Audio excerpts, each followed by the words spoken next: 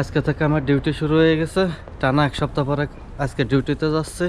তা আজকে বেশি কাজ হবে না, তারপরে যাচ্ছে কিছু মাল জিনিস রেডি করে রাখতে, যেহেতু কালকে সার্ভিস শুরু হবে। তা আপনাকে স্বাগতম আমার রোবোটিক লাইফে। কারণ যে এখন থেকে মোবাইলের অ্যালার্মে ঘুম থেকে উঠবো, টাইম মতো সব কিছু করবো, একবারে রোবট যেভাবে চলাফেরা করে যায় তাদের কোনো অনুভূতিহীনভাবে কাজ করতে হয়, তা এরকম আমারও করতে হবে।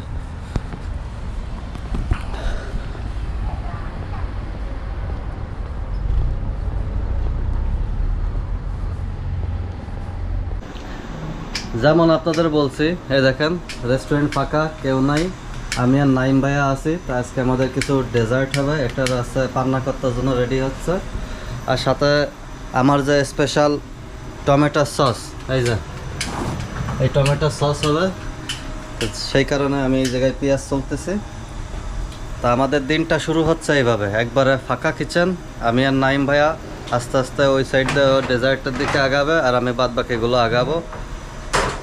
দেখা যাক কত দূর আজকে রেডি করতে পারি। চিন্তা ভাবনা আছে যে 2টার ভিতরে বেরোয় যাব। তা ঢুকছে 9:30টার দিকে, দেখি 2টার ভিতরে সব কিছু রেডি করে বেরোইতে পারি কিনা। আর যদি সম্ভব হয় পাশাপাশি আপনাদেরকে দেখাবানি কি কি ডেজার্ট আমরা বানাই। পান্না কত্তাটা দইয়ের খালাতো ভাই হিসেবে ধরতে পারেন। এটা এত লিকুইড দেখে আবার ভাইবেন না যে কি বলে, দই তো আরও গাঢ় হয়। বিষয়টা হচ্ছে এর ভিতরে জেলাতিনা দেওয়া আছে, এটা যখন ঠান্ডা হবে ফ্রিজে রাখার 1 থেকে 1.5 ঘন্টা পরে এটার দইয়ের মতো হয়ে যাবে। পান্না কত্তা অলরেডি রেডি, এই যে সব কাপে ভরা হয়েছে। এখন এগুলো ঠান্ডা করা হবে, ঠান্ডা করার পরে এগুলো ফ্রিজে ঢুকানো হবে। এরপরে আছে তিরামিসুর প্রসেসিং শুরু হবে। তো আজকের কিচেন একেবারে শান্ত, যে কিচেন থেকে ব্যস্ত, মারামারি, হুল্লাহুল্লি, চেঁচামেচি, আর আজকে সেই কিচেনটা একবারে শান্ত। কালকে থেকে শুরু হয়ে যাবে একবারে যত ধরনের গ্যাঞ্জাম আছে, বাড়োবাড়ি, আগুন দিয়ে লাফালাফি, সব কিছু, সব টাইপের খেলা শুরু হয়ে যাবে আগামীকাল থেকে। ক্রিমটা মাখানি দিচ্ছে কি নাইম ভাইয়া, সে তো ক্রিম মাখাইতে মাখাইতে এত খুশি বলার বাইরে। ঠিক আছে, এই পাশে তিরামিসুর জন্য কাপগুলো ওয়েট করতেছে যে নাইম ভাই কখন ক্রিম নিয়ে আসবে। তা এই তিরামিসুটা কিন্তু ইতালির ফেমাস একটা ডেজার্ট। এমন কোনো রেস্টুরেন্ট নেই যে আপনি এই তিরামিসুটা পাবেন না। এমন কোনো রেস্টুরেন্ট নেই যেখানে খাবার আছে সেখানে তিরামিসুর গল্প আছে। তা এটা এত ফেমাস।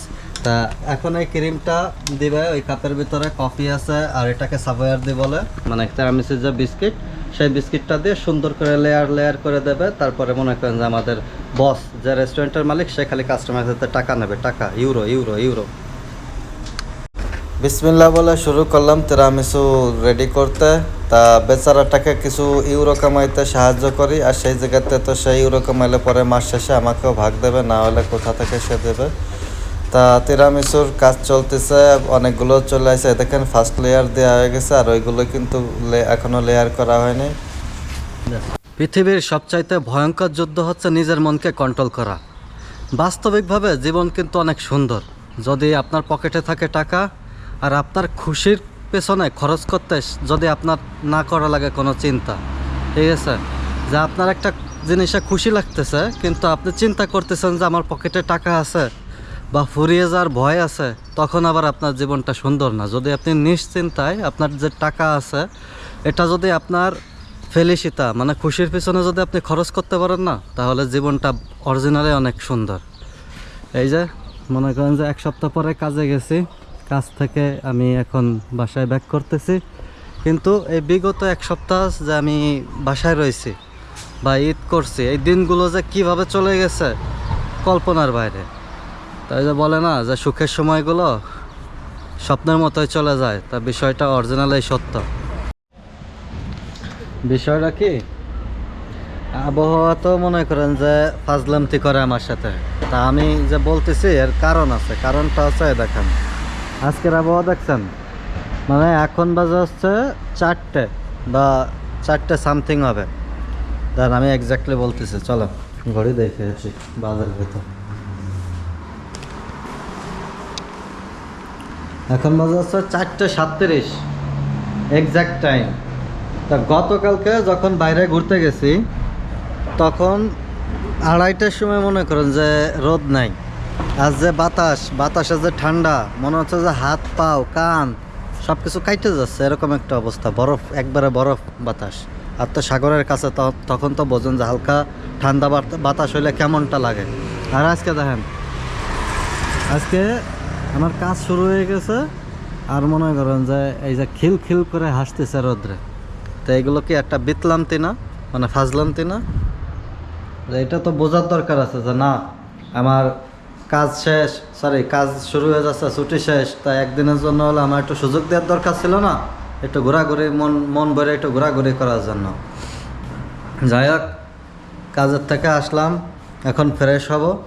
ফ্রেশ হয়ে মানে ফ্রেশ হব, কিন্তু মনে এই কথাটা আমি বললাম কেন, ফার্স্টেশনে যখন কাজেরতে আসতেছিলাম তখন এরকম আবহাওয়া দেখে আমার মনে করেন যে মনে হলো যে সম্ভবত এটা ইচ্ছাকৃতভাবে বিষয়টা ঘটানো হচ্ছে, এই আবহাওয়া বিতলামতি করতেছে, মানে ফাজলামতি করতেছে। তো এই জন্য আর কি খাইতে যাওয়ার আগে আপনাকে এই কথাটা বলে নিলাম। তা আজকে হাফ বেলা কাজ করছি বলতে কাজ করছি, কিন্তু কোনো সার্ভিস করি নাই। শুধু কিছু মাল জিনিস আর কি ডিপেতে বের করে রেখে আসছি, ডেজার্ট তৈরি করছি, কিন্তু ওরকমভাবে সার্ভিস হয় না। সার্ভিস হবে ইনশাল্লাহ আগামীকাল থেকে। তা আমার ছুটি শেষ, এই যে আধাবেলা আছে, এখন 4:40 মতো বাজে গেছে। এখন খাওয়া দাওয়া করবো, ওই দুপুরের খাবার এই খাইতে 5টা 5:30 বাজে যাচ্ছে। এই হচ্ছে আমার জীবন, যে কাজ করতে করতে ওই যে বলে না, শুইতে বেলা গেল, খাইতে পারলাম না, এরকম একটা অবস্থা গেল, যে হেলতে ঢুলতে বেলা চলে গেল, মানে ওই আধা বেলা কাজ করতে করতে বেলা চলে গেল, কিন্তু এখনও খাইতে পারলাম না। তা বিষয়টা হচ্ছে এটা।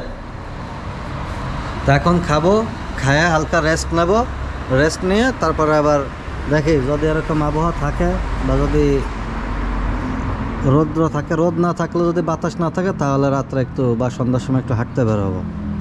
আর হাঁটতে বেরোলে তো অবশ্যই ইনশাল্লাহ কথা হবে।